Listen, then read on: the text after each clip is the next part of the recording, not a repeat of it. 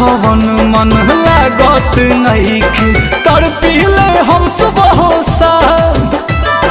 रिश्ता ही जोड़ के प्यार तोहर तोड़ के दिल के ना मिले आराम। भोले बानी ससुर में जानम होठ पे तोहरे बना। भोले बहानी ससुर में करे जा होठ पे तोहरे